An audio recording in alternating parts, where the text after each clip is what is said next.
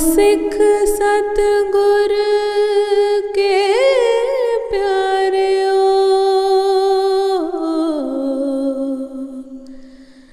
गावो हो सच्ची बाणी। सतनाम वाहिगुरु साहिब जीओ। कामी क्रोधी चातुरी,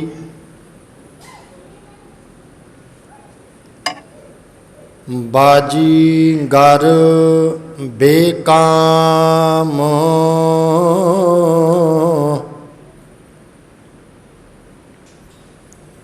निंदा करतियां जन्म सिरानो,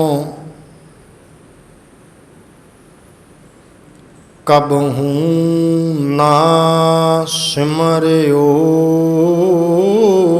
राम।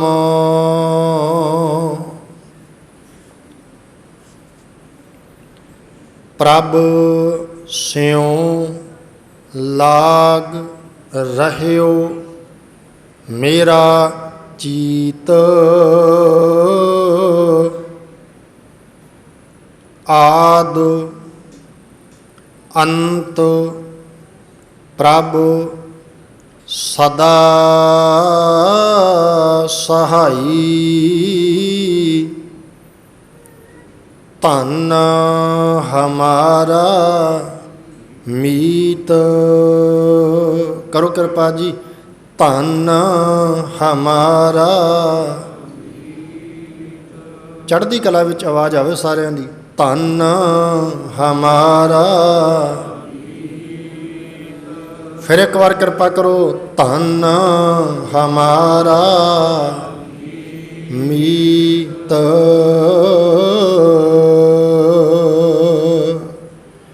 श्री हरि कृष्ण ध्याईऐ, श्री हरि कृष्ण।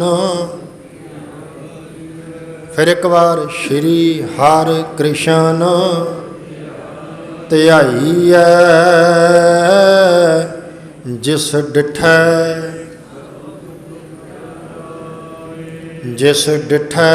सब दुख, जिस डिठै सब दुख,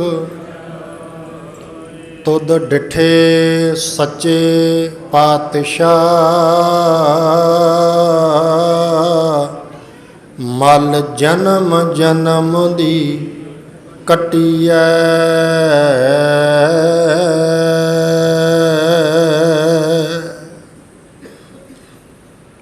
जुगो जुग अटल। वालीए कुल आलम, वाली ए सरवरे कायनात।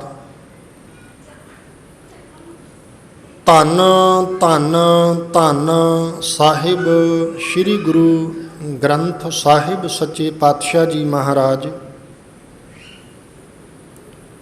साहिबां दी पावन पवित्र हाजूरी अंदर जुड़ करके 8वें पातशाह बाला प्रीतम धन धन धन साहिब श्री गुरु हरकृष्ण साहिब सच्चे पातशाह जी महाराज। तिन्हां दे प्रकाश पुरब दे दिहाड़ियां नूं मनाउंदियां होइयां अज दे विशेष दीवान सुखमनी साहिब जी दी बाणी दे पाठ आप जियां ने संगती रूप विच रल मिल कीते ने। कुछ समा धन गुरु हरकृष्ण साहिब सच्चे पातशाह जियां दे इतिहास विचों आप जी नाल विचार सांझी करन दा यतन करां। ਅਰਦਾਸ ਹੈ ਧੰਨ ਸ਼੍ਰੀ ਗੁਰੂ ਹਰਿਕ੍ਰਿਸ਼ਨ ਸਾਹਿਬ ਸੱਚੇ ਪਾਤਸ਼ਾਹ ਜੀ ਕਿਰਪਾਲਤਾ ਕਰਿਓ।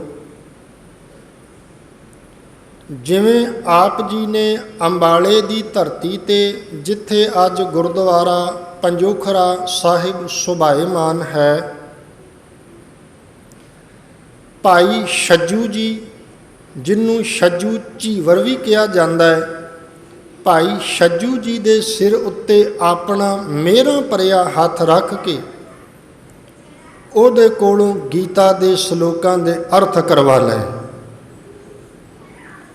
ਸਾਹਿਬ ਜੀ ਕਿਰਪਾਲਤਾ ਕਰਿਓ, ਆਪਣੇ ਇਤਿਹਾਸ ਦੀ ਵਿਚਾਰ, ਗੁਰਬਾਣੀ ਦੀ ਵਿਚਾਰ ਆਪਣਾ ਮਿਹਰਾਂ ਭਰਿਆ ਹੱਥ ਰੱਖ ਕੇ ਆਪ ਹੀ ਕਰਵਾ ਲੈਣਾ। ਗੁਰੂ ਕੀਆਂ ਸੰਗਤਾਂ ਨੂੰ ਇਕਾਗਰ ਚਿੱਤ ਹੋ ਸਰਵਣ ਕਰਨ ਦੀ ਦਾਤ ਬਖਸ਼ਿਸ਼ ਕਰਨੀ। ਸਾਹਿਬ ਜੀ ਹੋਰ ਕਿਰਪਾਲਤਾ ਕਰਿਓ, ਕਹਿਣ ਵਾਲੇ ਵੀ ਕਿਣਕਾ ਜੀਵਨ ਵਿੱਚ ਧਾਰਨ ਕਰ ਲੈਣ ਤੇ ਸੁਣਨ ਵਾਲਿਆਂ ਦੇ ਜੀਵਨ ਵਿੱਚ ਵੀ ਕਣੀ ਵਸ ਜਾਏ। ਇਕਾਗਰਤਾ ਬਖਸ਼ੋ ਜੀ। ਇਕਾਗਰਤਾ ਬਖਸ਼ਿਸ਼ ਕਰਦੇ ਹਾਂ।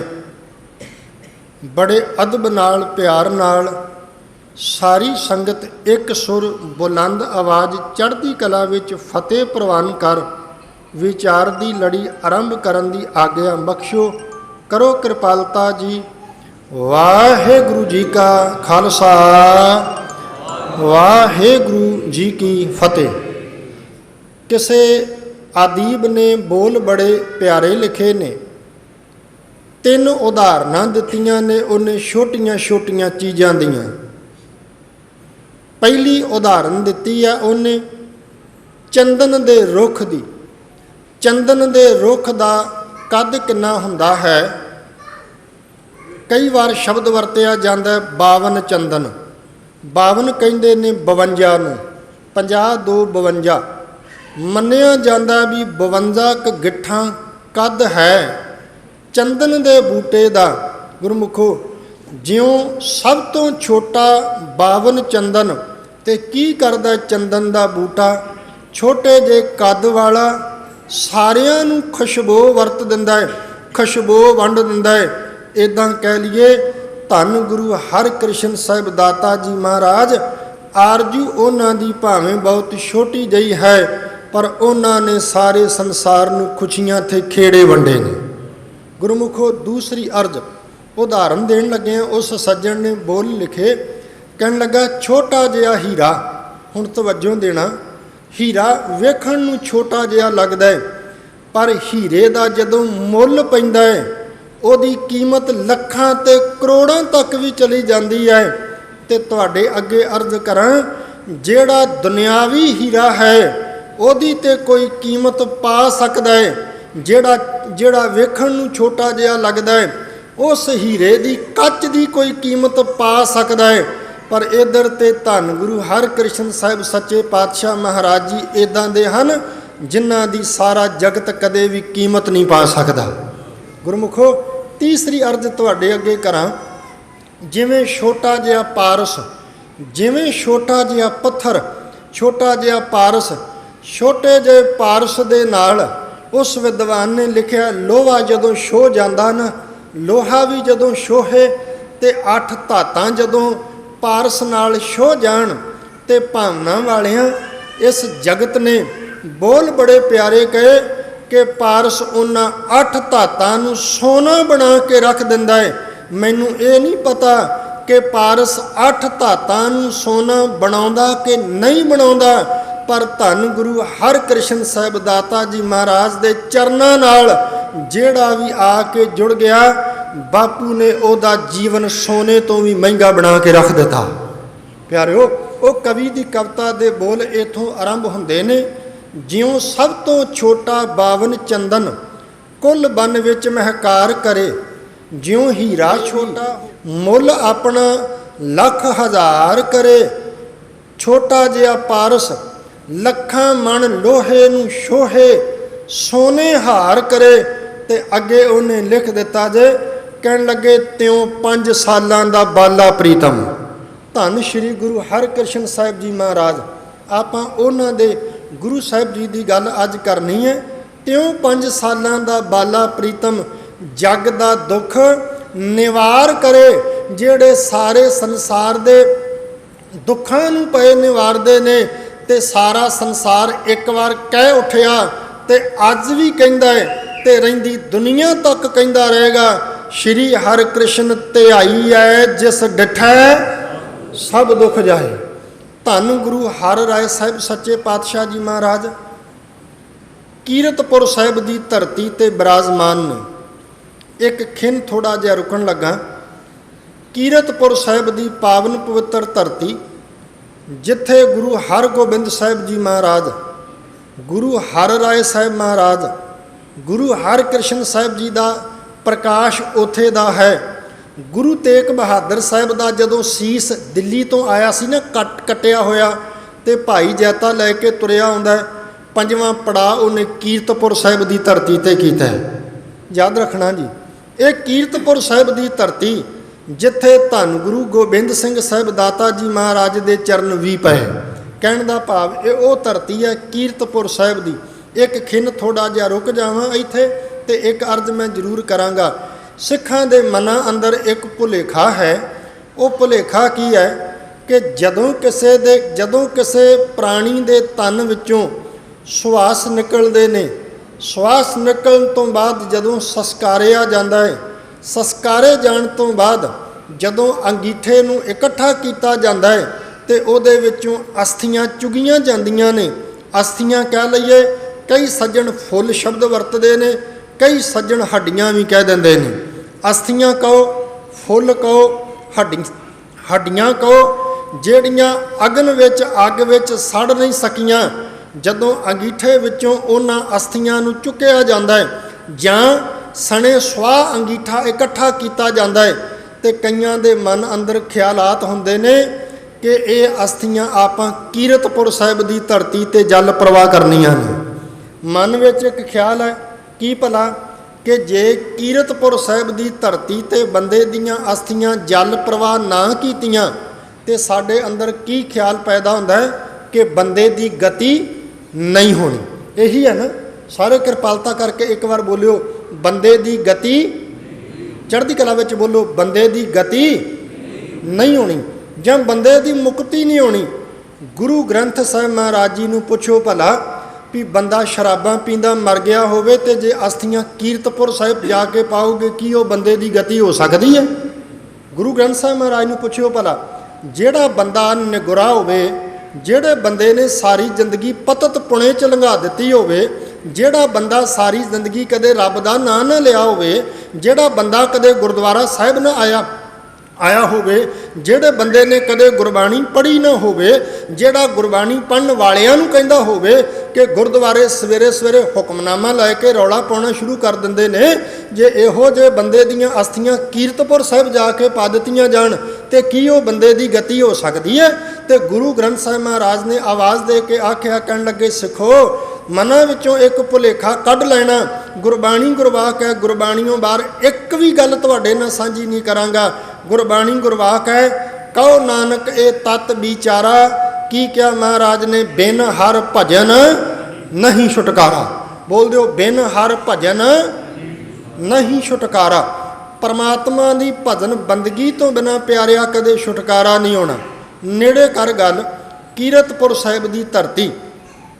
ਕੀਰਤਪੁਰ ਸਾਹਿਬ ਦੀ ਧਰਤੀ ਤੇ ਧੰਨ ਗੁਰੂ ਹਰਿ ਰਾਏ ਸਾਹਿਬ ਸੱਚੇ ਪਾਤਸ਼ਾਹ ਜੀ ਮਹਾਰਾਜ, ਉਹਨਾਂ ਦੇ ਗ੍ਰਹਿ ਵਿਖੇ ਸਤਿਕਾਰਯੋਗ ਮਾਤਾ ਕ੍ਰਿਸ਼ਨ ਕੌਰ ਜੀ, ਮਾਂ ਜੀ ਦਾ ਨਾਂ ਮਾਂ ਕ੍ਰਿਸ਼ਨ ਕੌਰ ਜੀ ਦੀ ਕੁੱਖ ਤੋਂ 1656 7 ਜੁਲਾਈ, ਜਿਹੜੇ ਇਤਿਹਾਸ ਦੇ ਪੰਨਿਆਂ ਵਿੱਚ ਤਾਰੀਖ ਹੈ 7 ਜੁਲਾਈ 1656, ਕੀਰਤਪੁਰ ਸਾਹਿਬ ਦੀ ਧਰਤੀ ਧੰਨ ਗੁਰੂ ਹਰਿ ਰਾਏ ਸਾਹਿਬ ਦਾਤਾ ਜੀ ਦੇ ਘਰ ਮਾਤਾ ਕ੍ਰਿਸ਼ਨ ਕੌਰ ਜੀ ਦੀ ਕੁੱਖ ਤੋਂ ਧੰਨ ਗੁਰੂ ਹਰਕ੍ਰਿਸ਼ਨ ਸਾਹਿਬ ਸੱਚੇ ਪਾਤਸ਼ਾਹ ਮਹਾਰਾਜ ਜੀ ਦੀ ਆਮਦ ਹੋਈ।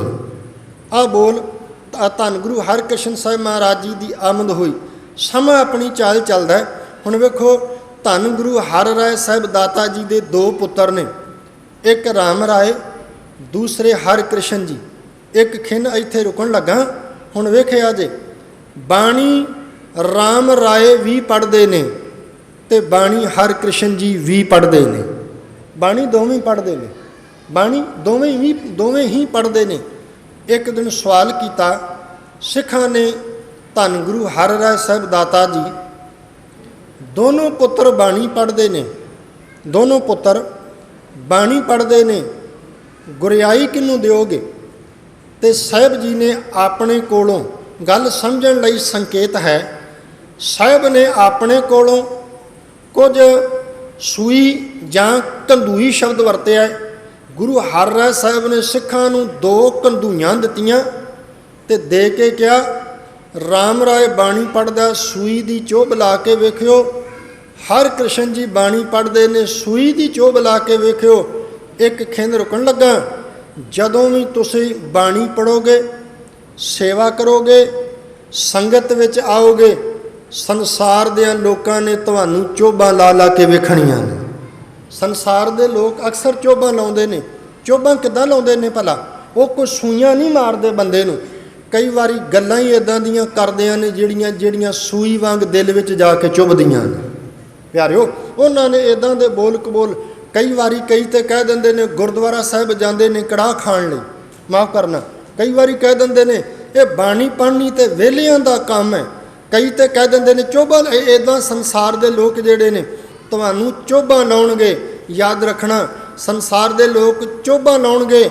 ਰਾਮ ਰਾਏ ਨੂੰ ਸੂਈ ਦੀ ਚੋਭ ਲਾਈ ਤੇ ਤੜਫ ਉੱਠਿਆ। ਕਈ ਵਾਰੀ ਸੰਸਾਰ ਚੋਭਾਂ ਲਾ ਲਾ ਕੇ ਵੇਖਦਾ ਹੈ, ਇਹ ਬਾਣੀ ਪੜ੍ਹਨ ਵਾਲਾ ਤੜਫ ਉੱਠਦਾ ਕਿ ਸ਼ਾਂਤ ਹੋ ਕੇ ਬੈਠਾ ਰਹਿੰਦਾ ਹੈ। ਯਾਦ ਰੱਖਣਾ ਜੀ, ਸ਼ਾਂਤ ਹੋ ਕੇ ਬੈਠਾ ਰਹਿੰਦਾ ਕਿ ਤੜਫ ਉੱਠਦਾ। ਕਈ ਵਾਰੀ ਸੰਸਾਰ ਚੋਭਾਂ ਲਾ ਲਾ ਕੇ ਵੇਖਣ ਦਾ ਯਤਨ ਕਰਦਾ ਹੈ। ਰਾਮ ਰਾਏ ਨੂੰ ਸੂਈ ਦੀ ਚੋਭ ਲਾਈ ਤੇ ਤੜਫ ਉੱਠੇ। ਹਰਿਕ੍ਰਿਸ਼ਨ ਜੀ ਨੂੰ ਸੂਈ ਦੀ ਚੋਭ ਲਾਈ ਤੇ ਸ਼ਾਂਤ ਚਿੱਤ ਟਿਕੇ ਬੈਠੇ ਨੇ।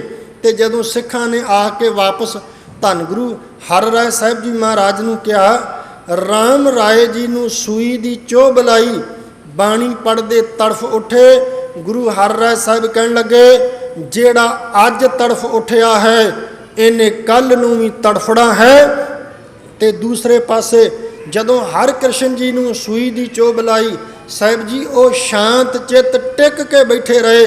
ਤੇ ਸਾਹਿਬ ਅੱਗੋਂ ਮੁਸਕਰਾ ਕੇ ਕਹਿੰਦੇ ਜਿਹੜਾ ਅੱਜ ਸ਼ਾਂਤ ਹੈ, ਜਿਹੜਾ ਅੱਜ ਟਿਕਿਆ ਬੈਠਾ ਹੈ, ਇਹਨੇ ਹੀ ਅੰਦਰ ਨੂੰ ਟਿਕਾ ਦੇਣਾ ਤੇ ਇਹਨੇ ਹੀ ਅੰਦਰ ਨੂੰ ਸ਼ਾਂਤੀ ਬਖਸ਼ਿਸ਼ ਕਰਨੀ ਹੈ। ਧੰਨ ਗੁਰੂ ਹਰਿਰਾਏ ਸਾਹਿਬ ਜੀ ਮਹਾਰਾਜ ਨੇ ਆ ਬੋਲ ਬਖਸ਼ਿਸ਼ ਕੀਤੇ। ਸਮਾਂ ਆਪਣੀ ਚਾਲ ਚੱਲਿਆ। ਸੁਨੇਹੇ ਔਰੰਗਜ਼ੇਬ ਦੀ ਤਸੱਲੀ ਕਰਾਉਣ ਲਈ ਧੰਨ ਗੁਰੂ ਹਰਿਰਾਏ ਸਾਹਿਬ ਜੀ ਰਾਮ ਰਾਏ ਜੀ ਨੂੰ ਭੇਜਦੇ ਨੇ। ਰਾਮ ਰਾਏ ਜੀ ਨੂੰ ਭੇਜਦੇ ਨੇ। ਗੁਰਮੁਖੋ, ਰਾਮ ਰਾਏ ਜਾਂਦਾ ਹੈ। ਪਹਿਲਾਂ ਤਾਂ ਰਾਮ ਰਾਏ ਉਹਨਾਂ ਦੇ ਦਿੱਤੇ ਹੋਏ ਹਰ ਸਵਾਲ ਦਾ ਜਵਾਬ ਦਿੰਦਾ ਹੈ। ਹਰ ਸਵਾਲ ਦਾ ਜਵਾਬ ਦਿੱਤਾ। ਜਦੋਂ ਹਰ ਸਵਾਲ ਦਾ ਜਵਾਬ ਦਿੱਤਾ ਤੇ ਕੁਦਰਤੀ ਹੈ ਕਿ ਮਾਣ, ਵਡਿਆਈ, ਸ਼ੋਭਾ ਜਿਹੜੀ ਹੈ ਉਹ ਹੋ ਰਹੀ ਹੈ। ਤੇ ਕਈ ਵਾਰੀ ਜਦੋਂ ਫਿਰ ਵਡਿਆਈ ਦਾ ਹੰਕਾਰ ਹੋ ਜਾਏ, ਬਾਣੀ ਵਿੱਚ ਲਿਖਿਆ ਨਾ ਮਹਾਰਾਜ ਨੇ, ਫਰੀਦਾ ਗਰਭ ਜਿੰਨਾ ਵਡਿਆਈਆਂ ਧਨ ਜੋਬਨ ਆਗਾ, ਖਾਲੀ ਚੱਲੇ ਧਣੀ ਸਿਉ ਟਿੱਬੇ ਜਿਉ ਮਿਹਾ। ਅਰਦਾਸ ਕਰਿਆ ਕਰੋ ਮਹਾਰਾਜ ਕਦੇ ਧਨ ਦਾ ਹੰਕਾਰ ਨਾ ਹੋਵੇ। ਅਰਦਾਸ ਕਰੋ ਕਦੇ ਜਵਾਨੀ ਦਾ ਹੰਕਾਰ ਨਾ ਹੋਵੇ। ਅਰਦਾਸ ਕਰਿਓ ਮਾਲਕ ਦੇ ਚਰਨਾਂ 'ਚ ਦਾਤਾ ਜੇ ਕਿਤੇ ਸ਼ੋਭਾ, ਜੇ ਕਿਤੇ ਮਾਣ, ਜੇ ਕਿਤੇ ਵਡਿਆਈ ਮਿਲ ਜਾਏ ਤੇ ਕਿਰਪਾਲਤਾ ਕਰੀ ਇਹਨਾਂ ਵਡਿਆਈਆਂ ਦਾ ਵੀ ਕਦੇ ਮਾਣ ਨਾ ਹੋਵੇ। ਸਾਡੀ ਰਸਨਾ ਤੋਂ ਕੀ ਨਿਕਲੇ? ਆਓ ਬੋਲਿਓ ਸਾਰੇ। ਤੁਧ ਆਗੈ ਅਰਦਾਸ ਹਮਾਰੀ, ਜੀਓ ਪਿੰਡ ਸਭ ਤੇਰਾ, ਕਹੋ ਨਾਨਕ ਸਭ ਤੇਰੀ ਵਡਿਆਈ, ਕੋਈ ਨਾਉ ਨਾ ਜਾਣੈ ਮੇਰਾ। ਸਾਹਿਬ ਨੇ ਕਿਹਾ ਨਾ ਮਹਾਰਾਜ ਨੇ ਬਾਣੀ ਅੰਦਰ, ਕਹਿੰਦੇ ਪਿਆਰੇ ਇੱਕ ਗੱਲ ਯਾਦ ਰੱਖੀ, ਲੋਕਾਂ ਦੀ ਕੀਤੀ ਹੋਈ ਵਡਿਆਈ ਕਈ ਵਾਰੀ ਬੰਦੇ ਦੇ ਲਈ ਜਾਲ ਬਣ ਜਾਂਦੀ ਹੈ। ਬੰਦੇ ਦੇ ਲਈ ਜਾਲ ਬਣਦੀ ਹੈ। ਹੰਕਾਰ ਆ ਜਾਂਦਾ ਹੈ ਕਿ ਮੇਰੀਆਂ ਵਡਿਆਈਆਂ ਹੋਣ ਲੱਗ ਪਈਆਂ ਨੇ। ਇੱਦਾਂ ਉਹ ਵਡਿਆਈਆਂ ਦਾ ਜਾਲ, ਬਾਣੀ ਵਿੱਚ ਬਚਨ ਵੀ ਆਉਂਦੇ ਨੇ। ਗੁਰਮੁਖੋ, ਜਦੋਂ ਗੁਰਬਾਣੀ ਪੜ੍ਹੀਏ ਤੇ ਸਾਹਿਬ ਨੇ ਗੁਰਬਾਣੀ ਵਿੱਚ ਵੀ ਇਹ ਬੋਲ ਸਾਡੇ ਸਾਹਮਣੇ ਲਿਖੇ ਨੇ। ਅਬ ਹਮ ਚਲੀ ਠਾਕੁਰ ਪੈ ਹਾਰ, ਜਬ ਹਮ ਸ਼ਰਨ ਪ੍ਰਭੂ ਕੀ ਆਈ, राख प्रभु भावें मार, लोकन की चतराई उपमा, लोकन की चतराई ते नाल शब्द वरते उपमा। लोक तेरी उपमा करन, लोक तेरियां वडियाइयां करन, लोक तेरी शोभा करन, ते किते आकड़ ना जावीं, किते हंकार विच ना आ जावीं। ਜਿਹੜੇ ਵਡਿਆਈਆਂ ਸ਼ੋਭਾ ਉਪਮਾ ਸੁਣ ਕੇ ਹੰਕਾਰ ਵਿੱਚ ਆ ਜਾਂਦੇ ਆ ਨਾ, ਕਈ ਵਾਰੀ ਉਹਨਾਂ ਦਾ ਹਾਲ ਰਾਮ ਰਾਏ ਵਰਗਾ ਹੋ ਜਾਂਦਾ ਹੈ। ਪਿਆਰਿਓ, ਰਾਮ ਰਾਏ ਦੇ ਮਨ ਅੰਦਰ ਇਹ ਖਿਆਲ ਆਇਆ, ਵਡਿਆਈ ਸ਼ੋਭਾ ਮਾਣ ਮਿਲਿਆ। ਹੁਣ ਔਰੰਗਜ਼ੇਬ ਨੇ ਇੱਕ ਗੱਲ ਹੋਰ ਕਹੀ, ਔਰੰਗਜ਼ੇਬ ਨੇ ਇੱਕ ਗੱਲ ਹੋਰ ਕਹੀ, ਕਹਿਣ ਲੱਗਾ ਇੱਕ ਬਾਣੀ ਪੜ੍ਹੀ ਜਾਂਦੀ ਹੈ ਗੁਰੂ ਘਰ ਵਿੱਚ, ਇੱਕ ਗੁਰੂ ਦਰਬਾਰ ਵਿੱਚ ਇੱਕ ਬਾਣੀ ਪੜ੍ਹੀ ਜਾਂਦੀ ਹੈ, जिस बाणी विच ये बोल आउंदे ने मिट्टी मुसलमान की, शब्द वरते। कमाल है, और औरंगजेब नूं भी पता है कि आसा की वार दी बाणी दे ये बोल जिहड़े ने रोज़ाना नित गुरु घरां विच पढ़े जांदे ने। याद रखना जी। हुण मैं माफ़ करना जे किते आपां सवाल करके वेखीए ना गुरमुखो भी ये जिहड़े बचन ने गुरु नानक साहब दे बचन ने, आसा की वार दे बोल ने, ਤੇ ਕਿੰਨਵੇਂ ਸ਼ਲੋਕ ਦੇ ਬੋਲ ਨੇ ਜਾਂ ਕਿੰਨਵੀਂ ਪੌੜੀ ਦੇ ਨਾਲ ਸ਼ਲੋਕ ਹੈ, ਤੇ ਕੋਈ ਭਾਗਾਂ ਵਾਲੀ ਰੂਹ ਹੈ ਜਿਹਨੂੰ ਇਹ ਬਚਨ ਚੇਤੇ ਹੋਵੇ ਵੀ ਕਿਹੜੀ ਪੌੜੀ ਦੇ ਨਾਲ ਇਹ ਸ਼ਲੋਕ ਨੇ। ਇਹ 6ਵੀਂ ਪੌੜੀ ਦੇ ਨਾਲ ਸ਼ਲੋਕ ਹੈ। ਸ਼ਲੋਕ ਮਹੱਲਾ ਪਹਿਲਾ, ਮੁਸਲਮਾਨਾਂ ਸਿਫਤ ਸ਼ਰੀਅਤ ਪੜ੍ਹ ਪੜ੍ਹ ਕਰੇ ਵਿਚਾਰ, ਬੰਦੇ ਸੇ ਜੇ ਪਵੇਂ ਵਿੱਚ ਬੰਦੀ ਵੇਖਣ ਕੋ ਦੀਦਾਰ। ਇਹਨਾਂ ਸ਼ਲੋਕਾਂ ਦੇ ਵਿੱਚ ਅੱਗੇ ਜਾ ਕੇ ਬਚਨ ਆਉਂਦੇ ਨੇ, मिट्टी मुसलमान की। एक बार बोल दिओ, मिट्टी मुसलमान की। उत्थे की कीता राम राय ने, मिट्टी मुसलमान की दी जगह ते शब्द उन्हें वेखो दो अखर उन्हें दो शब्द उन्हें चेंज कीते ने विचों मिट्टी बेईमान की, क्योंकि मुसलमान की ते है उत्थे दो ही अखरां दा फर्क पैंदा, बेईमान। वो कह दिता मिट्टी बेईमान की, कादे लई? राजे दी खुशामद करन लई। ते जदों ये गल धन गुरु हर राय साहब दाता जी तक पहुँची, नाल ये गल कही राम राय ने, कहन लगा लिखारी नूं लिखण वाले नूं भुलेखा लग गया, मिट्टी मुसलमान की दी जगह ते मिट्टी बेईमान शब्द वरतिया। ते धन गुरु हर राय साहब ने ये बचन कहे सन, कहन लगे राम राय जिधर नूं तेरा मुख है उधर नूं चलिया जाई, हुण अज तो बाद साडे कदे मत्थे ना लगे। गुरबाणी दे बचनां विच कोई भी तब्दीली नहीं कर सकता, कोई वध घट नहीं कर सकता, ना घटा सकता, याद रखियो, ते ना कोई वधा सकता। बोलोगे कृपालता करोगे, ना कोई घटा सकता ते ना कोई वधा सकता। हुण तुहाडे अगे अर्ज करां जी, आ वेखियो कई बार जदों आपां अरदास करदे हां, तुसीं सारे कृपालता करियो, बाणी विच आपां पढ़दे हां ना, जदों गुरबाणी दे ये बोल कई वारी अरदास करन लग्गिआं पढ़े जांदे ने, तुद आगै, बोलो जी, तुद आगै जियो पिंड सब तेरा। अगे की नाल कहने आपां भला, कहो नानक सब तेरी वडियाई, कोई नाम ना जाने मेरा।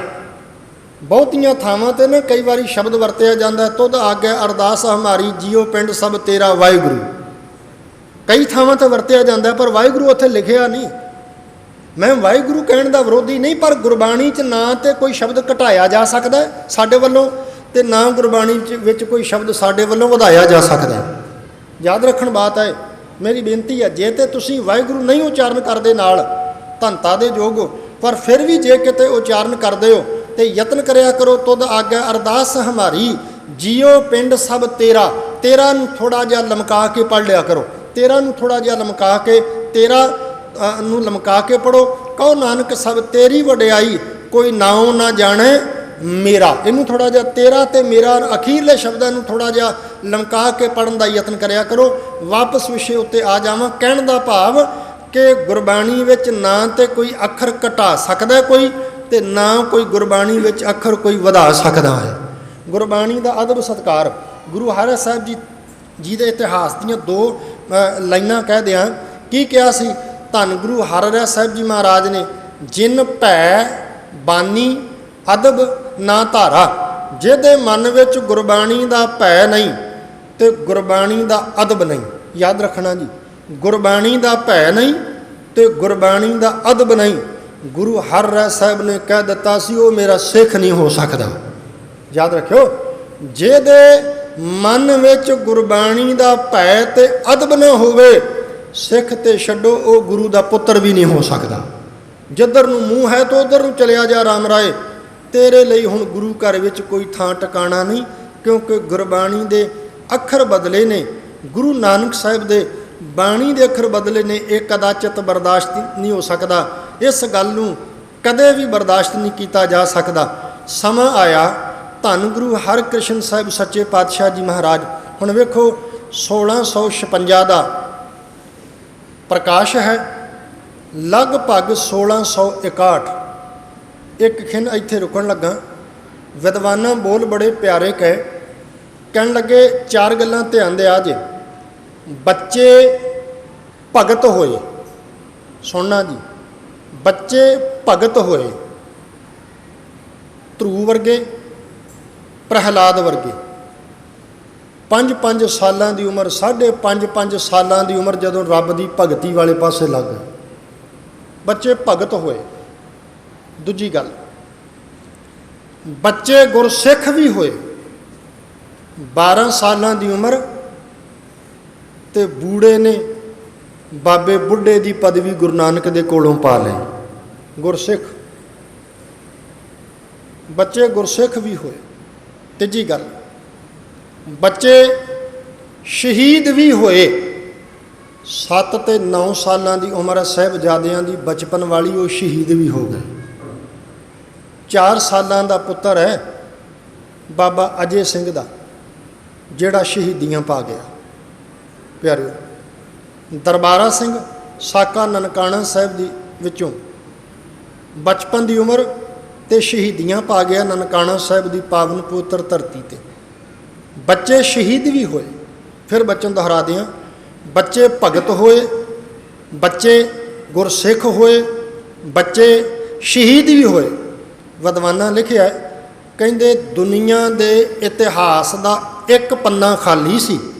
ਸ਼ਬਦ ਵਰਤੇ ਨੇ ਦੁਨੀਆ ਦੇ ਇਤਿਹਾਸ ਦਾ। ਇੱਥੇ ਇਹ ਨਹੀਂ ਕਿਹਾ ਵੀ ਸਿੱਖਾਂ ਦੇ ਇਤਿਹਾਸ ਦਾ, ਨਹੀਂ, ਦੁਨੀਆ ਦੇ ਇਤਿਹਾਸ ਦਾ ਇੱਕ ਪੰਨਾ ਖਾਲੀ ਸੀ ਕਿ ਬਚਪਨ ਦੀ ਉਮਰ ਵਿੱਚ ਕੋਈ ਰਹਿਬਰ ਨਹੀਂ ਬਣਿਆ, ਬਚਪਨ ਦੀ ਉਮਰ ਵਿੱਚ ਕੋਈ ਗੁਰੂ ਨਹੀਂ ਬਣਿਆ ਗੁਰਮੁਖੋ। ਤੇ ਧੰਨ ਗੁਰੂ ਹਰਕ੍ਰਿਸ਼ਨ ਸਾਹਿਬ ਸੱਚੇ ਪਾਤਸ਼ਾਹ ਜੀ ਮਹਾਰਾਜ ਨੇ 5.5 ਸਾਲਾਂ ਦੀ ਉਮਰ ਵਿੱਚ ਗੁਰੂ ਨਾਨਕ ਦੇ ਘਰ ਦੀ ਗੁਰਿਆਈ ਤੇ ਗੁਰਤਾ ਗੱਦੀ ਤੇ ਬਿਰਾਜਮਾਨ ਹੋ ਕੇ ਦੁਨੀਆ ਦੇ ਖਾਲੀ ਪੰਨਾ ਵੀ ਭਰ ਕੇ ਰੱਖ ਦਿੱਤਾ।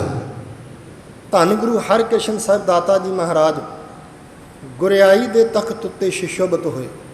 ਪਿਆਰ ਵਿੱਚ ਭਿੱਜ ਕੇ ਇੱਕ ਵਾਰ ਉਚਾਰਨ ਕਰੋ ਜੀ, ਸ਼੍ਰੀ ਹਰਕ੍ਰਿਸ਼ਨ।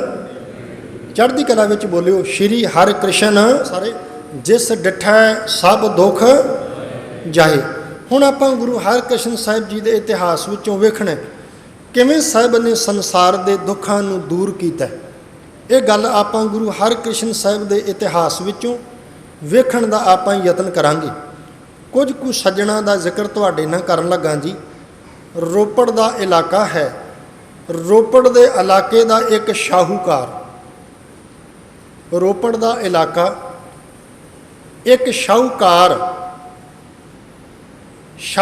ਭਾਵ ਬੜਾ ਅਮੀਰ ਬੰਦਾ ਕੀਰਤਪੁਰ ਸਾਹਿਬ ਦੀ ਧਰਤੀ ਤੇ ਆਇਆ।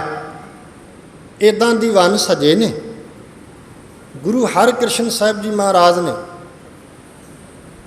ਉਸ ਸ਼ਾਹੂਕਾਰ ਨੂੰ ਜਦੋਂ ਆਉਂਦਿਆਂ ਵੇਖਿਆ, ਜਦੋਂ ਉਹ ਸੰਗਤ ਵਿੱਚ ਬੈਠਣ ਲੱਗਾ ਨਾ, ਤੇ ਗੁਰੂ ਹਰਕ੍ਰਿਸ਼ਨ ਸਾਹਿਬ ਮਹਾਰਾਜ ਜੀ ਨੇ ਸੇਵਾਦਾਰ ਨੂੰ, ਗੁਰਸਿੱਖ ਨੂੰ ਆਵਾਜ਼ ਮਾਰ ਕੇ ਆਖਿਆ, ਪਿਆਰਿਆ ਇਸ ਬੰਦੇ ਨੂੰ ਸੰਗਤ ਵਿੱਚ ਬੈਠਣ ਨਹੀਂ ਦੇਣਾ। ਗੱਲ ਧਿਆਨ ਨਾਲ ਸੁਣਿਓ। ਗੁਰੂ ਹਰਕ੍ਰਿਸ਼ਨ ਸਾਹਿਬ ਮਹਾਰਾਜ ਕਹਿੰਦੇ ਇਸ ਬੰਦੇ ਨੂੰ ਸੰਗਤ ਵਿੱਚ ਨਹੀਂ ਬੈਠਣ ਦੇਣਾ, ਇਹਨੂੰ ਬਾਹਰ ਕਰ ਦਿਓ ਸੰਗਤ। ਗੁਰਮੁਖੋ ਕਿਉਂ ਭਲਾ? ਕਿਉਂ? ਕਿਉਂਕਿ ਉਹਨੇ ਨਵ ਜੰਮੀ ਬੱਚੀ ਨੂੰ, ਪੁਰਾਤਨ ਸਮੇਂ 'ਚ ਇੱਦਾਂ ਹੀ ਕਰਦੇ ਸਨ, ਬੱਚੀ ਨੇ ਪੈਦਾ ਹੋਣਾ ਗੁਰਮੁਖੋ, ਤੇ ਪੈਦਾ ਹੋਣ ਤੋਂ ਬਾਅਦ ਉਹਨੂੰ ਮਾਰ ਦੇਣਾ। ਆ ਵਿੱਚ ਤੇ ਸਾਡੇ ਪੜ੍ਹੇ ਲਿਖੇ ਲੋਕਾਂ ਨੇ ਤਰੱਕੀ ਇੰਨੀ ਕਰ ਲਈ ਸੀ, ਪਹਿਲਾਂ ਤਾਂ ਲੋਕ ਜਨਮ ਤੋਂ ਬਾਅਦ ਮਾਰਦੇ ਸਨ ਤੇ ਬਾਅਦ ਵਿੱਚ ਇੰਨੀਆਂ ਤਰੱਕੀਆਂ ਕਰ ਗਏ, ਇਹ ਜੰਮਣ ਤੋਂ ਪਹਿਲਾਂ ਵੀ ਮਾਰਨ ਲੱਗ ਪਏ ਸਨ। ਇਹ ਜੰਮਣ ਤੋਂ ਪਹਿਲਾਂ ਵੀ ਮਾਰਨ ਲੱਗ ਪਏ ਸਨ। ਪਿਆਰਿਓ ਯਾਦ ਰੱਖਣਾ, ਕਦੇ ਜਨਮ ਤੋਂ ਬਾਅਦ ਮਾਰਨਾ ਕਦੇ ਜਨਮ ਤੋਂ ਪਹਿਲਾਂ ਮਾਰਨਾ, ਯਾਦ ਰੱਖਿਓ। ਤੇ ਜਿਹੜੀ ਜਨਮ ਤੋਂ ਬਾਅਦ, ਜਨਮ ਲੈਣ ਤੋਂ ਬਾਅਦ ਮਰਨੋਂ ਬਚ ਜਾਏ ਜਾਂ ਜੰਮਣ ਤੋਂ ਪਹਿਲਾਂ ਮਰਨੋਂ ਬਚ ਜਾਏ। ਕਈ ਵਾਰੀ ਇਦਾਂ ਦਾ ਜੀਵਨ ਵਿੱਚ ਇਦਾਂ ਦਾ ਸਮਾਂ ਆ ਜਾਂਦਾ ਹੈ, ਉਹ ਬੱਚੀ ਵਿਆਹ ਕੇ ਕਿਸੇ ਲਾਲਚੀ ਪਰਿਵਾਰ ਵਿੱਚ ਚਲੀ ਜਾਂਦੀ ਹੈ, ਉਹ ਲਾਲਚੀ ਪਰਿਵਾਰ ਵਾਲੇ ਉਹਨੂੰ ਦਾਜ ਦੀ ਖਾਤਰ ਸਾੜ ਕੇ ਮਾਰ ਦਿੰਦੇ ਆ। ਯਾਦ ਰੱਖਣਾ ਜੀ, ਇਹ ਕੁਝ ਹੁੰਦਾ ਰਿਹਾ। ਇਦਾਂ ਸੰਸਾਰ ਦੇ ਲੋਕ ਕਰਦੇ ਰਹੇ, ਅੱਜ ਵੀ ਕਰਦੇ ਆ। ਯਾਦ ਨੇੜੇ ਕਰ ਗੱਲ। ਹੁਣ ਉਹ ਬੱਚੀ ਨੂੰ ਮਾਰਨ ਵਾਲਾ ਸ਼ਾਹੂਕਾਰ ਰੋਪੜ ਦੇ ਇਲਾਕੇ ਦਾ, ਰੋਪੜ ਦਾ ਰਹਿਣ ਵਾਲਾ ਆਇਆ ਕੀਰਤਪੁਰ ਸਾਹਿਬ ਤੇ ਬੈਠਣ ਲੱਗਾ ਸੰਗਤ ਵਿੱਚ। ਤੇ ਗੁਰੂ ਹਰਕ੍ਰਿਸ਼ਨ ਸਾਹਿਬ ਜੀ ਮਹਾਰਾਜ ਨੇ ਕਿਆ ਕਹਿਣ ਲੱਗੇ, ਇਹਨੂੰ ਨਹੀਂ ਬਹਿਣ ਦੇਣਾ ਸੰਗਤ ਵਿੱਚ, ਇਹਨੂੰ ਫੜ ਕੇ ਬਾਂਹ ਤੋਂ ਸੰਗਤ ਤੋਂ ਬਾਹਰ ਕਰ ਦਿਓ। ਉਹਨੇ ਧੰਨ ਗੁਰੂ ਹਰਕ੍ਰਿਸ਼ਨ ਸਾਹਿਬ ਮਹਾਰਾਜ ਨੂੰ ਆਖਿਆ, ਮਹਾਰਾਜ ਇਦਾਂ ਕਿਵੇਂ, ਇਹਦਾ ਕੀ ਕਾਰਨ? ਮਹਾਰਾਜ ਕਹਿੰਦੇ ਜਿਹਨੂੰ ਰੱਬ ਦੀ ਦਿੱਤੀ ਹੋਈ ਦਾਤ ਦੀ ਕੋਈ ਕੀਮਤ ਨਾ ਹੋਵੇ, ਉਹੋ ਜਿਹੇ ਬੰਦੇ ਦੀ ਸੰਗਤ ਵਿੱਚ ਕੋਈ ਥਾਂ ਨਹੀਂ। ਉਹੋ ਜਿਹੇ ਬੰਦੇ ਨੂੰ ਸੰਗਤ ਵਿੱਚ ਕੋਈ ਥਾਂ ਨਹੀਂ। ਯਾਦ ਰੱਖਣਾ। ਸਾਹਿਬ ਜੀ ਨੇ ਇਹ ਬੋਲ ਕੇ ਉਹਨੇ ਆਪਣੀ ਗਲਤੀ ਨੂੰ ਮੰਨਿਆ, ਗਲਤੀ ਨੂੰ ਸਵੀਕਾਰ ਕੀਤਾ। ਧੰਨ ਗੁਰੂ ਹਰਕ੍ਰਿਸ਼ਨ ਸਾਹਿਬ, ਜਿਹੜੀ ਗਲਤੀ ਹੋ ਗਈ ਉਹ ਬਖਸ਼ੀ ਜਾਏ, ਉਹਦੀ ਖਿਮਾ ਦੇ ਦਿਓ। ਅੱਗੇ ਤੋਂ ਜ਼ਿੰਦਗੀ 'ਚ ਕਦਾਚਿਤ ਇੱਦਾਂ ਨਹੀਂ ਹੁੰਦਾ। ਇਤਿਹਾਸ ਦੇ ਪੰਨੇ ਕਹਿੰਦੇ ਨੇ ਕੁੜੀ ਮਾਰ, ਯਾਦ ਰੱਖਣਾ, ਕੁੜੀ ਮਾਰ ਸ਼ਬਦ ਜਿਹੜਾ ਨਾ, ਕੁੜੀ ਮਾਰ ਬਾਅਦ ਵਿੱਚ ਸਿੱਖ ਰਹਿਤ ਮਰਿਆਦਾ ਵਿੱਚ ਵੀ ਦਰਜ ਕੀਤਾ ਗਿਆ। ਬਾਅਦ ਵਿੱਚ ਇਹ ਸਿੱਖ ਰਹਿਤ ਮਰਿਆਦਾ ਵਿੱਚ ਵੀ ਦਰਜ ਹੋਇਆ ਹੈ ਤੇ ਬਕਾਇਦਾ ਲਿਖਿਆ ਗਿਆ ਹੈ, ਮੀਣੇ, ਮਸੰਦ, ਰਾਮਰਾਈਏ, ਧੀਰ ਮੱਲੀਏ, ਸਿਰ ਗੁੰਮ, ਨੜੀ ਮਾਰ ਤੇ ਕੁੜੀ ਮਾਰ, ਇਹਨਾਂ ਦੇ ਨਾਲ ਸਿੱਖ ਨੇ ਕਦੇ ਵੀ ਮਿਲ ਵਰਤਨ ਨਹੀਂ ਕਰਨਾ। ਯਾਦ ਰੱਖਣਾ ਜੀ। ਧੰਨ ਗੁਰੂ ਹਰਕ੍ਰਿਸ਼ਨ ਸਾਹਿਬ ਮਹਾਰਾਜ ਤੇ ਸਾਰਾ ਸੰਸਾਰ, ਸਾਰੇ ਜਗਤ ਦੀਆਂ ਬੱਚੀਆਂ, ਸਾਰੇ ਜਗਤ ਦੀਆਂ ਧੀਆਂ ਕਹਿ ਉੱਠੀਆਂ। ਕੀ ਕਿਹਾ ਸਾਰਿਆਂ ਨੇ? ਸ਼੍ਰੀ ਹਰਿਕ੍ਰਿਸ਼ਨ ਧਿਆਈ ਹੈ ਜਿਸ ਡਿਠੈ ਸਭ ਦੁੱਖ ਜਾਏ। ਭੈਣੋ, ਧੀਓ, ਬੱਚਿਓ, ਚੜ੍ਹਦੀ ਕਲਾ ਵਿੱਚ ਬੋਲੋ, ਸ਼੍ਰੀ ਹਰਿਕ੍ਰਿਸ਼ਨ ਧਿਆਈ ਹੈ ਜਿਸ ਡਿਠੈ ਸਭ ਦੁੱਖ ਜਾਏ। ਹੋਰ ਅਰਜ਼ ਕਰਾਂ, ਕਾਬਲ ਕੰਧਾਰ ਦੇ ਇਲਾਕੇ 'ਚੋਂ ਦੂਰ ਦਰੇਡੇ ਤੋਂ ਸੰਗਤਾਂ ਗੁਰੂ ਹਰਕ੍ਰਿਸ਼ਨ ਸਾਹਿਬ ਦੇ ਦੀਦਾਰ ਕਰਨ ਲਈ ਜਥਾ ਬਣਾ ਕੇ ਤੁਰਨ ਲੱਗੀਆਂ ਨੇ। ਉਸ ਇਲਾਕੇ ਦਾ ਇੱਕ ਸੱਜਣ, ਜਿਹਦਾ ਨਾਂ ਇਤਿਹਾਸ ਦੇ ਪੰਨਿਆਂ ਨੇ ਲਿਖਿਆ ਜੀ, ਜਸਵੰਤ ਰਾਏ।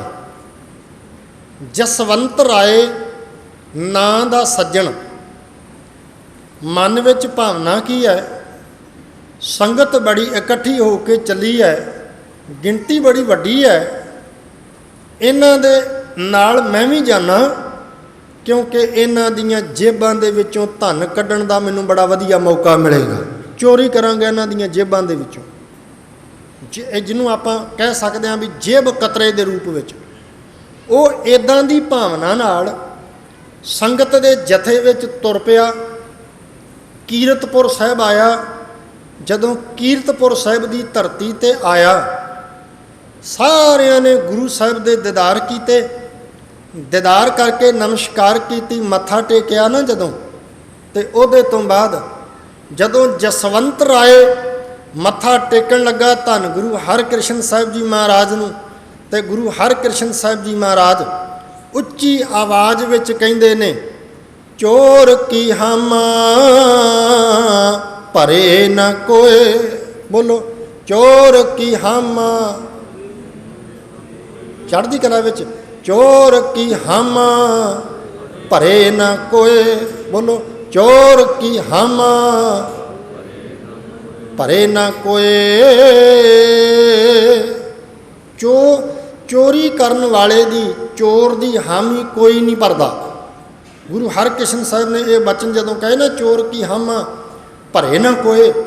ਜਸਵੰਤ ਰਾਏ ਨੇ ਜਦੋਂ ਇਹ ਬੋਲ ਸੁਣੇ, ਮੱਥਾ ਟੇਕਣ ਲੱਗੇ ਨੇ, ਤੇ ਉਹਦਾ ਅੰਦਰ ਇੱਕ ਵਾਰੀ ਕੰਬ ਗਿਆ ਕਿ ਮੈਂ ਤੇ ਉੱਥੋਂ ਤੁਰਿਆ ਸਾਂ ਚੋਰੀ ਦੀ ਭਾਵਨਾ ਮਨ ਵਿੱਚ ਤੱਕ ਕੇ, ਤੇ ਇੱਥੇ ਗੁਰੂ ਹਰਕ੍ਰਿਸ਼ਨ ਸਾਹਿਬ ਜੀ ਮਹਾਰਾਜ ਨੂੰ ਪਤਾ ਲੱਗ ਗਿਆ। ਚਰਨ ਫੜ ਕੇ ਕਹਿੰਦਾ, ਦਾਤਾ ਜੀ ਬਖਸ਼ ਲਓ। ਸਾਹਿਬ ਨੇ ਉਹਨੂੰ ਚੋਰੀ ਕਰਨ ਤੋਂ ਹਟਾਇਆ ਮਾੜੇ ਕੰਮ ਕਰਨ ਤੋਂ ਵਰਜਿਆ, ਹਟਾਇਆ ਤੇ ਨਾਲ ਦੀ ਨਾਲ ਉਹਨੂੰ ਕਿਰਤ ਕਰਨ ਵਾਲੇ ਪਾਸੇ ਲਾ ਦਿੱਤਾ। ਤੇ ਉਹ ਕਿਰਤ ਕਰਨ ਵਾਲਾ ਜਸਵੰਤ ਰਾਏ ਜਦੋਂ ਚੋਰੀਆਂ ਤੋਂ ਹਟ ਗਿਆ ਤੇ ਕਿਰਤ ਕਰਨ ਲੱਗ ਪਿਆ, ਉੱਚੀ ਉੱਚੀ ਆਵਾਜ਼ਾਂ ਵਿੱਚ ਦੁਹਾਈਆਂ ਦੇ ਦੇ ਕੇ ਕਹਿੰਦਾ, ਸ਼੍ਰੀ ਹਰਿਕ੍ਰਿਸ਼ਨ ਤੇ ਆਈਐ ਜਿਸ ਡਿਠੈ ਸਭ ਦੁੱਖ ਜਾਏ। ਹੋਰ ਇਸ ਤੋਂ ਅਗਾਂਹ ਚੱਲਣ ਦਾ ਯਤਨ ਕਰਾਂ।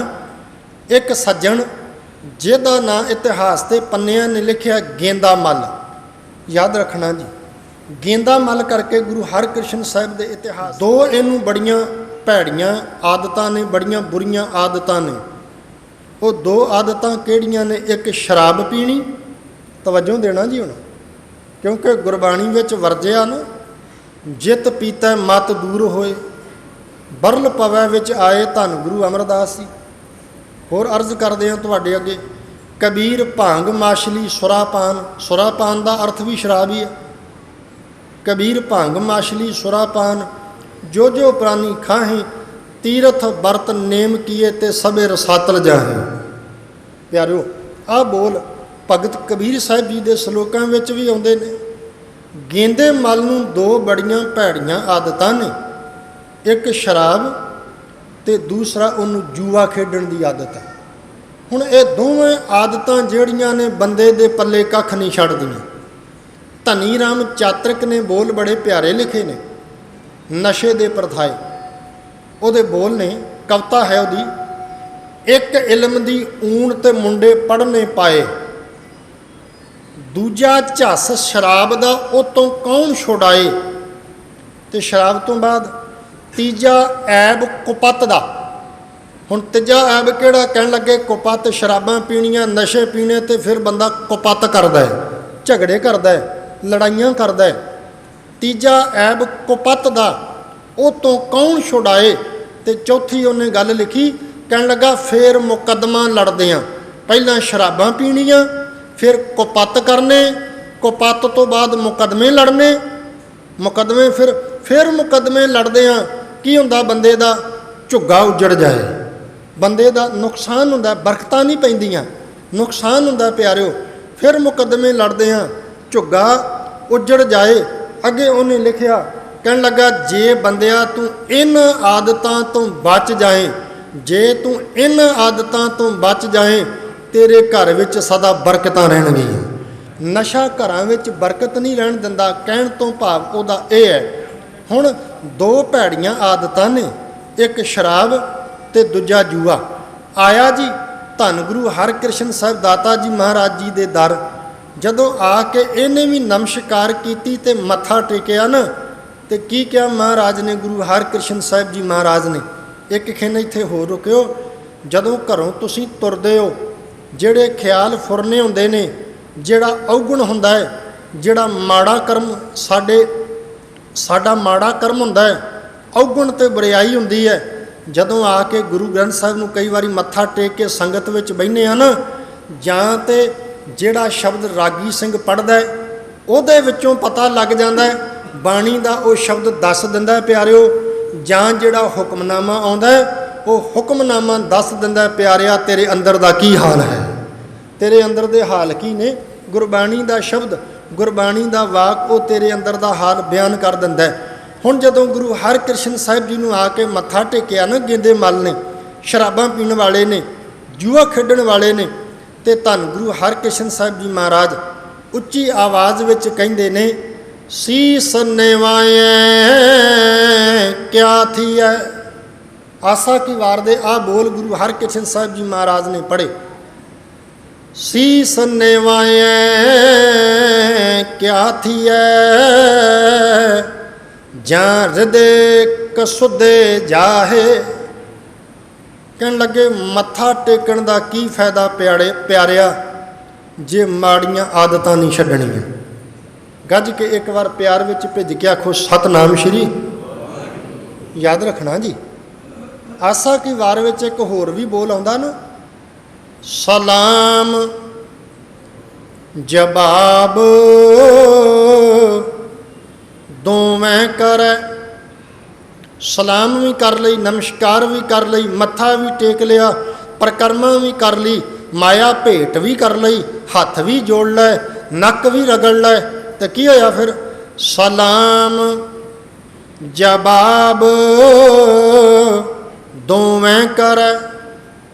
ਹੁਣ ਕੰਮ ਤੇ ਦੋਵੇਂ ਪਿਆ ਕਰਦਾ, ਸਲਾਮ ਵੀ ਕਰੀ ਜਾਂਦਾ, ਮੱਥਾ ਵੀ ਟੇਕੀ ਜਾਂਦਾ, ਤੇ ਜਵਾਬ ਅੱਗੋਂ ਜਵਾਬ ਵੀ ਦੇਈ ਜਾਂਦਾ। ਧੰਨ ਗੁਰੂ ਗ੍ਰੰਥ ਸਾਹਿਬ, ਮੈਂ ਤੁਹਾਡੀ ਗੱਲ ਕੋਈ ਨਹੀਂ ਮੰਨ ਸਕਦਾ, ਮੈਂ ਗੱਲ ਤੁਹਾਡੀ ਕੋਈ ਨਹੀਂ ਮੰਨ ਸਕਦਾ, ਬਚਨ ਮੈਂ ਤੁਹਾਡਾ ਕੋਈ ਨਹੀਂ ਮੰਨ ਸਕਦਾ, ਤੁਹਾਡਾ ਬਚਨ ਕੋਈ ਮੈਂ ਸੁਣ ਨਹੀਂ ਸਕਦਾ।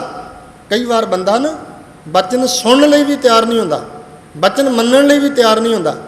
ਸਾਹਿਬ ਜੀ ਨੇ ਕਿਰਪਾਲਤਾ ਕੀਤੀ, ਗੇਂਦਾ ਮਲ ਦੇ ਕੰਨਾਂ 'ਚ ਬੋਲ ਪਏ, ਸੀ ਸੰਨੇਵਾਏ ਕਿਆ ਥੀਐ, ਜਾਂ ਹਿਰਦੇ ਕਸੁਦੇ ਜਾਹੇ।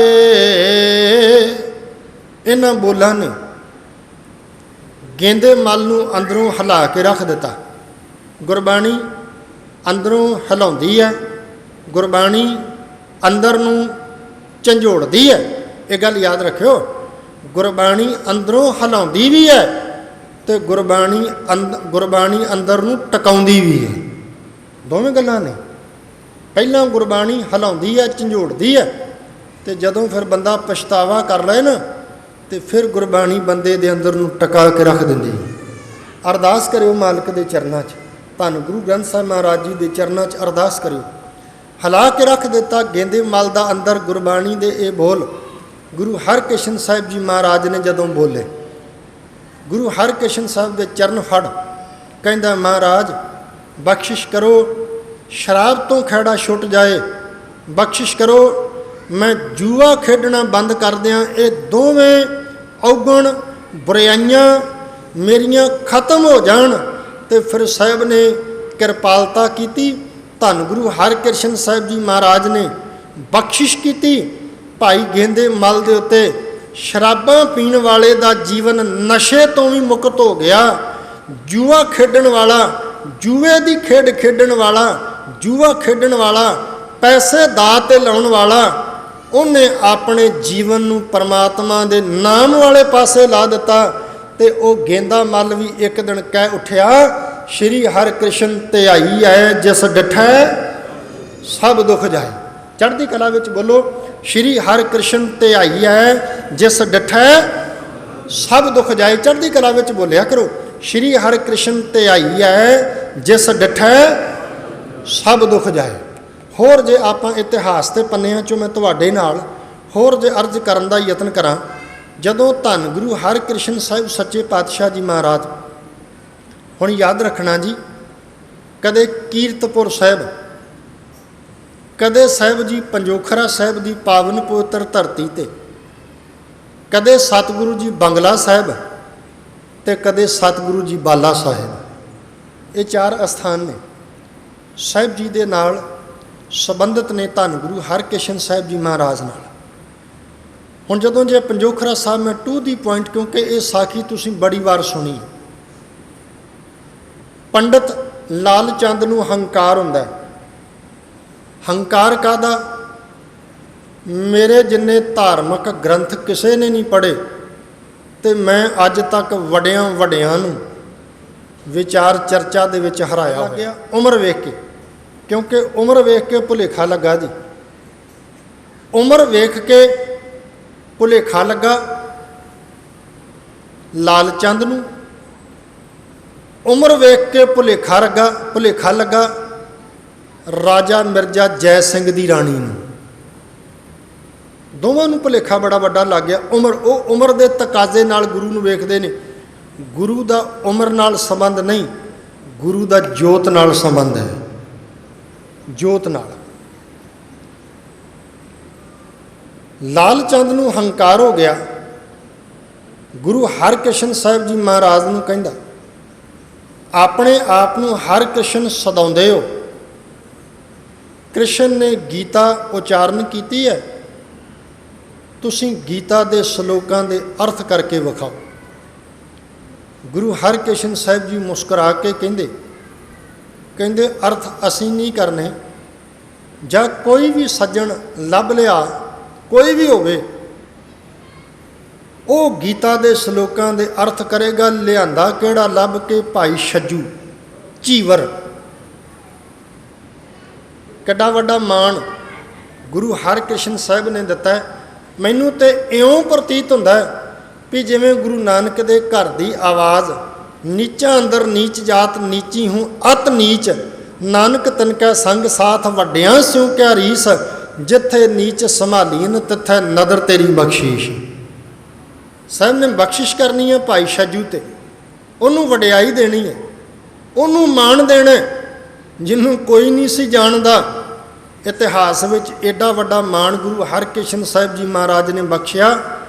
ਅੱਜ ਭਾਈ ਛੱਜੂ ਜੀ ਦੇ ਨਾਂ ਦੀਆਂ ਗੂੰਜਾਂ ਵੀ ਸਿੱਖ ਇਤਿਹਾਸ ਵਿੱਚ ਪੈਂਦੀਆਂ ਨੇ, ਗੁਰੂ ਘਰ ਵਿੱਚ ਪੈਂਦੀਆਂ ਨੇ।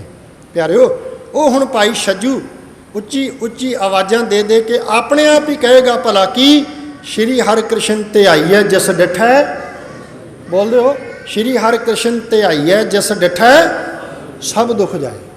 ਉਹ ਤੇ ਦੁਹਾਈਆਂ ਦੇ ਦੇ ਕਹੇਗਾ ਭਾਈ ਛੱਜੂ, ਜਿਹਦੇ ਤੇ ਮਹਾਰਾਜ ਨੇ ਬਖਸ਼ਿਸ਼ ਕੀਤੀ। ਇਤਿਹਾਸ ਕਹਿੰਦਾ ਉਹ ਜ਼ੁਬਾਨ ਤੋਂ ਗੂੰਗਾ ਸੀ, ਉਹ ਕੰਨਾਂ ਤੋਂ ਬੋਲਾ ਸੀ, ਤੇ ਸਾਹਿਬ ਨੇ ਉਹਦੇ ਤੇ ਬਖਸ਼ਿਸ਼ ਕੀਤੀ। ਪਰ ਵਿਦਵਾਨਾਂ ਨੇ ਗੂੰਗੇ ਤੇ ਬੋਲੇ ਦੇ ਅਰਥ ਦੱਸਾਂ ਕੀ ਕੀਤੇ ਨੇ ਵਿਦਵਾਨਾਂ ਨੇ। ਠੀਕ ਹੈ, ਇਤਿਹਾਸ ਗੂੰਗੇ ਤੇ ਬੋਲੇ ਸ਼ਬਦ ਵਰਤਦਾ ਹੈ, ਪਰ ਗੂੰਗੇ ਤੇ ਬੋਲੇ ਦੀ ਵਿਆਖਿਆ ਇਤਿਹਾਸਕਾਰ ਕੀ ਕਰਦੇ ਨੇ? ਕਿਉਂਕਿ ਪੁਰਾਤਨ ਸਮੇਂ ਦੇ ਵਿੱਚ, ਜਿਹੜਾ ਪੁਰਾਤਨ ਸਮਾਂ ਸੀ ਨਾ, ਪੁਰਾਤਨ ਸਮੇਂ ਦੇ ਵਿੱਚ ਨੀਵੀਂ ਜਾਤ ਵਾਲਾ ਬੰਦਾ, ਹੁਣ ਭਾਈ ਛੱਜੂ ਕੀ ਹੈ? ਝੀਵਰ ਜਾਤ ਹੈ ਨਾ ਉਹਦੀ, ਝੀਵਰ ਉਹਦੀ ਜਾਤ ਹੈ। ਤੇ ਨੀਵੀਂ ਜਾਤ ਵਾਲਾ ਬੰਦਾ ਨਾ ਤੇ ਜ਼ੁਬਾਨ ਤੋਂ ਧਾਰਮਿਕ ਗ੍ਰੰਥ ਪੜ੍ਹ ਸਕਦਾ ਸੀ ਤੇ ਨਾ ਕੰਨਾਂ ਨਾਲ ਧਾਰਮਿਕ ਗ੍ਰੰਥਾਂ ਦਾ ਪਾਠ ਸੁਣ ਸਕਦਾ ਸੀ। ਹੁਣ ਇੱਥੋਂ ਗੂੰਗਾ ਕਰਕੇ ਰੱਖਿਆ, ਉਹਨੂੰ ਬੋਲਣ ਹੀ ਨਹੀਂ ਸੀ ਦਿੰਦੇ। ਕੰਨਾਂ ਤੋਂ ਬੋਲਾ ਕਰਕੇ ਰੱਖਿਆ ਸੀ, ਤੂੰ ਸੁਣ ਨਹੀਂ ਸਕਦਾ, ਜ਼ੁਬਾਨੋਂ ਤੂੰ ਧਾਰਮਿਕ ਗ੍ਰੰਥਾਂ ਦਾ ਪਾਠ ਪਠਨ ਕਰ ਨਹੀਂ ਸਕਦਾ ਤੇ ਕੰਨਾਂ ਨਾਲ ਤੂੰ ਸੁਣ ਨਹੀਂ ਸਕਦਾ। ਤੇ ਸਾਹਿਬ ਕਹਿੰਦੇ ਸਨ, ਜਿਨ੍ਹਾਂ ਨੂੰ ਤੁਸੀਂ ਪਾਠ ਕਰ ਨਹੀਂ ਦਿੰਦੇ ਧਾਰਮਿਕ ਗ੍ਰੰਥਾਂ ਦਾ, ਜਿਹਨੂੰ ਤੁਸੀਂ ਕਹਿੰਦੇ ਹੋ ਗੀਤਾ ਦੇ ਸ਼ਲੋਕ ਪੜ੍ਹ ਨਹੀਂ ਸਕਦਾ, ਸੁਣ ਨਹੀਂ ਸਕਦਾ, ਉਹਦੇ ਕੋਲੋਂ ਗੀਤਾ ਦੇ ਸ਼ਲੋਕਾਂ ਦੇ ਅਰਥ ਕਰਵਾ ਕੇ ਲਾਲ ਚੰਦ ਤੇਰਾ ਹੰਕਾਰ ਵੀ ਤੋੜਨੇ ਤੇ ਛੱਜੂ ਨੂੰ ਰਹਿੰਦੀ ਦੁਨੀਆ ਤੱਕ ਮਾਣ ਵੀ ਦੇ ਕੇ ਜਾਣਾ ਹੈ।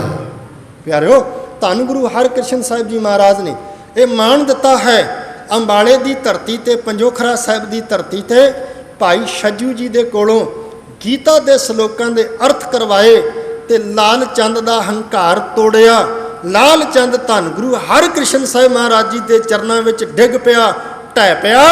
ਜਿਹੜਾ ਹੰਕਾਰੀ ਸੀ ਉਹ ਵੀ ਨਿਮਰਤਾ ਦੇ ਵਿੱਚ ਆ ਕੇ ਤੇ ਉੱਚੀ ਆਵਾਜ਼ਾਂ ਵਿੱਚ ਦੁਹਾਈਆਂ ਦੇ ਦੇ ਕੇ ਕਹਿਣ ਲੱਗ ਪਿਆ, ਕਿਰਪਾਲਤਾ ਕਰ ਦਿਓ, ਸ਼੍ਰੀ ਹਰਿਕ੍ਰਿਸ਼ਨ ਧਿਆਈ ਆਏ ਜਿਸ ਡਿਠੈ ਸਭ ਦੁੱਖ ਜਾਏ। ਆਓ ਚਲੀਏ ਆਪਾਂ ਜਰਾ ਕੁ ਦਿੱਲੀ ਦੀ ਧਰਤੀ ਵੱਲ ਨੂੰ। ਮੈਂ ਤੁਹਾਡੇ ਨਾਲ ਇਤਿਹਾਸ ਦੀਆਂ 3 ਕੁ ਗੱਲਾਂ ਕਹਿ ਕੇ ਵਿਚਾਰ ਨੂੰ ਸੰਕੋਚਣ ਦਾ ਯਤਨ ਕਰਨਾ ਹੈ, ਕਿਉਂਕਿ ਮੈਂ ਅਰਜ਼ ਤੁਹਾਡੇ ਅੱਗੇ ਕੁਝ ਕੁ 3-4 ਗੱਲਾਂ ਕਰ ਇਤਿਹਾਸ ਵਿੱਚੋਂ, ਫਿਰ ਵਿਚਾਰ ਨੂੰ ਸੰਕੋਚ ਆਪ ਜੀ ਤੋਂ ਆਗਿਆ ਲਵਾਂਗਾ। ਕਿਉਂਕਿ ਅੱਗੇ ਇੱਕ ਸਮਾਗਮ ਹੈ ਚੁਟਾਲੇ ਦੇ ਕੋਲ ਪਿੰਡ ਬੈਂਚਾਂ, ਵੀਰ ਦਵਿੰਦਰ ਸਿੰਘ ਜੀ ਜਿਹੜੇ ਨੌਕਰੀ ਤੋਂ ਰਿਟਾਇਰਮੈਂਟ ਹੋਈ ਹੈ, ਉਹਨਾਂ ਦੀ ਸਹਿਜ ਪਾਠ ਦੀ ਸੰਪੂਰਨਤਾ, ਕੀਰਤਨ ਚੱਲ ਰਹੇ ਨੇ, ਬਾਅਦ ਵਿੱਚ ਕਥਾ ਕਰਨੀ ਹੈ ਜਾ ਕੇ, ਲਗਭਗ 1:15 ਦੇ ਵਿੱਚ ਦਾ ਸਮਾਂ ਹੈ। ਇਸ ਕਰਕੇ ਥੋੜ੍ਹਾ ਜਿਹਾ 10-15 ਮਿੰਟ ਮੈਂ ਤੁਹਾਡੇ ਤੋਂ ਪਹਿਲਾਂ ਆਗਿਆ ਲਵਾਂਗਾ। 3 ਗੱਲਾਂ ਗੁਰੂ ਹਰਕ੍ਰਿਸ਼ਨ ਸਾਹਿਬ ਦੇ ਇਤਿਹਾਸ ਦੀਆਂ ਕਰਦੇ ਹਾਂ। ਹੁਣ ਧੰਨ ਗੁਰੂ ਹਰਕ੍ਰਿਸ਼ਨ ਸਾਹਿਬ ਜੀ ਦਿੱਲੀ ਦੀ ਧਰਤੀ 'ਤੇ ਪਹੁੰਚਦੇ ਨੇ। ਉੱਥੇ ਰਾਜਾ ਮਿਰਜ਼ਾ ਜੈ ਸਿੰਘ ਹੈ, ਗੁਰੂ ਘਰ ਦਾ ਸ਼ਰਧਾਲੂ ਹੈ। ਉਹਦੀ ਰਾਣੀ ਦੇ ਮਨ ਵਿੱਚ ਇੱਕ ਭੁਲੇਖਾ ਹੈ। ਉਹ ਕਹਿੰਦੀ 5.5 ਸਾਲਾਂ ਦੀ ਉਮਰ ਦਾ ਗੁਰੂ ਕਿਵੇਂ ਹੋ ਸਕਦਾ? ਆਹ ਬੋਲੋ ਨੇ ਕਹੇ 5.5 ਸਾਲਾਂ ਦੀ ਉਮਰ ਤੇ ਗੁਰੂ ਕਿਵੇਂ ਹੋ ਸਕਦਾ? ਮੈਂ ਤਾਂ ਗੁਰੂ ਮੰਨਾਂਗੀ, ਮੈਂ ਤਾਂ ਮੱਥਾ ਟੇਕਣਾ, ਮੈਂ ਤਾਂ ਸੀਸ ਝੁਕਾਉਣਾ ਜਦੋਂ ਉਹ ਮਹੱਲਾਂ ਵਿੱਚ ਆਉਣਗੇ। ਮੈਂ ਗੋਲੀਆਂ ਵਾਲੇ, ਦਾਸੀਆਂ ਵਾਲੇ ਕੱਪੜੇ ਪਾ ਕੇ ਗੋਲੀਆਂ ਤੇ ਦਾਸੀਆਂ ਵਿੱਚ ਖੜੀ ਹੋਵਾਂਗੀ। ਜੇ ਉਹ ਬੁੱਝ ਲੈਣਗੇ ਭਈ ਇਹ ਹੈ ਮਿਰਜ਼ਾ ਰਾਜਾ ਜੈ ਸਿੰਘ ਦੀ ਰਾਣੀ, ਤੇ ਤਾਂ ਮੈਂ ਉਹਨਾਂ ਨੂੰ ਮੱਥਾ ਟੇਕਣੇ, ਅਦਰਵਾਈਜ਼ ਰਾਜਾ ਮਿਰਜ਼ਾ ਜੈ ਸਿੰਘ ਮੈਂ ਉਹਨਾਂ ਅੱਗੇ ਸੀਸ ਨਹੀਂ ਝੁਕਾਉਣਾ। ਆਹ ਗੱਲ ਉਹਨੇ ਕਹੀ। 5.5 ਸਾਲਾਂ ਦੇ ਨੂੰ ਉਮਰ ਦੀ ਮੈਂ ਗੁਰੂ ਨਹੀਂ ਮੰਨ ਸਕਦੀ ਆ ਬੋਲ ਉਹਨੇ ਕਹੇ, ਇੱਦਾਂ ਦੇ ਬੋਲ ਉਹਨੇ ਕਹਿ ਦਿੱਤੇ। गुरु हरकृष्ण साहब महाराज नूं राजा मिर्जा जय सिंह अपने महलों च बंगला, जिथे अज गुरुद्वारा बंगला साहब गज के प्यार विच भेज के आखो सतनाम श्री। राजा मिर्जा जय सिंह का बंगला गुरुद्वारा बंगला साहब बन गया। प्यारिओ उथे गुरु हरकृष्ण साहब जी महाराज पहुँचे। इदां जदों साहब जी पहुँचे ना, तो राजा मिर्जा जय सिंह के महलों च कम करन वालियां दासियां इधर भी लाइन च लगियां, इधर भी लाइन च लगियां। गुरु हरकृष्ण साहब जी तुरदे तुरदे जिथे कि जे राणी खड़ी है ना राजा मिर्जा जय सिंह की, उत्थे खड़े हो गए। राणी वाल नूं मूँह करके एक गल कही, कहन लगी कदे शंका नहीं करीदा। साहब जी कहते कदे शंका नहीं करीदा। राणी अज तां गोलियां वाले कपड़े पा के, दासियां वाले कपड़े पा के, नौकर राणियां वाले कपड़े पा के इत्थे खड़ी हैं, ते जे परमात्मा का नाम ना जपिया तो एक दिन सचमुच ही इत्थे खड़ना पै सकता है। गुरु हरकृष्ण साहब महाराज ने जदों इदां दे बोल गए ना, ਉਹਦੇ नेत्रां चों अथरू छलक तुरे। ਉਹਨੇ साहब जी के चरण पकड़े, हथ जोड़ किया, महाराज मन का भुलेखा सी, आप जी ने भुलेखा दूर कर दिता। याद रखना, जदों जदों भुलेखे दूर हो जाते हैं ना, फिर दुख दूर होंदे ने। सारी जिंदगी नहीं तो बंदे का भुलेखा ही नहीं दूर होंदा। गुरु के संबंध में दुख दूर होना तो बड़ी दूर गल चली जाती। अरदास करया करो, महाराज पहली तो गल है भी गुरु के संबंध में कोई भुलेखा मन में होवे ही ना, तो जे किते होवे तो भुलेखा निकल जाए। ये अरदास महाराज जी के चरणों च करया करो। जदों साहब जी जाके राजा मिर्जा जय सिंह के बंगले में सुशोभित होंदे ने, उत्थे विराजमान होंदे ने। इतिहास कहता है समय का हाकम औरंगजेब, उस वेले समय का हाकम है औरंगजेब। औरंगजेब भी गुरु हरकृष्ण साहब के दीदार करना चाहता है। वो भी गुरु हरकृष्ण साहब जी महाराज को मिलना चाहता है। इतिहास के पन्ने कहते हैं भी डेढ़ घड़ी का भाव है 24 मिनट की एक घड़ी तो 12 मिनट वो होर ऐड करो। 24 ते 12 36 मिनट लगभग डेढ़ घड़ी औरंगजेब गुरु हरकृष्ण साहब महाराज जी के दर उत्ते दरवाजे ते खड़ा रहा। पर गुरु हरकृष्ण साहब महाराज ने कहा भी दरवाजा नहीं खोलना, तेरे वर्गे बंदे नूं दर्शन नहीं देने। औरंगजेब नूं दर्शन नहीं दिते, औरंगजेब नूं मत्थे नहीं लाया महाराज ने। धन गुरु हरकृष्ण साहब सच्चे पातशाह जी महाराज ने। होर इस तो अगां चलीए, उस दिल्ली की धरती ते कदे इदां दा समा आउंदा है। एक छोटी जी अर्ज होर करदे हां। एक बसंतर नां दा ब्राह्मण, उहदा नां सी बसंतर, सी जात दा ब्राह्मण, तन करके कोड़ है, बड़ा विलकदा है। गुरु हरकृष्ण साहब महाराज जी अगे बेनती करता है, महाराज तन का कोड़ दूर हो जाए। तो साहब ने की किया सी, कहते हो जाएगा। याद रखना जी, हो जाएगा। गुरबाणी के 2 नुकते ध्यान च रखियो। एक नुकते विच साहब जी कृपालता करते हैं गुरबाणी विच, कहते प्यारिया जे मारन वाला परमात्मा होवे, दुनिया की कोई ताकत बचा नहीं सकती। गज के आखो सतनाम श्री। बचन आप पढ़ते हैं, जिसकी पुजै औद तिस कौन राखई। गुरबाणी है। वैदिक डॉक्टर अनेक उपाव, बड़े उपाय कर लेंगे डॉक्टर, बड़े ट्रीटमेंट महंगे तो महंगा कर लोगे, करवा लोगे।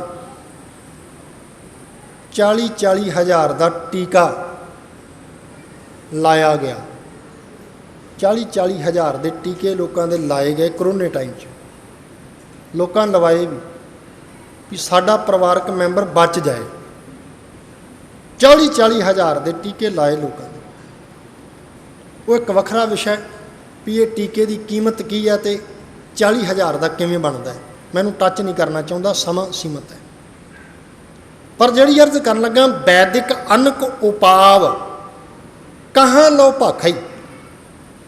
ਜੇ ਉਮਰ ਪੁੱਗੀ ਹੋਵੇ, ਮਾਰਨ ਵਾਲਾ ਪਰਮਾਤਮਾ ਹੋਵੇ, ਦੁਨੀਆ ਦੀ ਕੋਈ ਤਾਕਤ ਬਚਾ ਨਹੀਂ ਸਕਦੀ।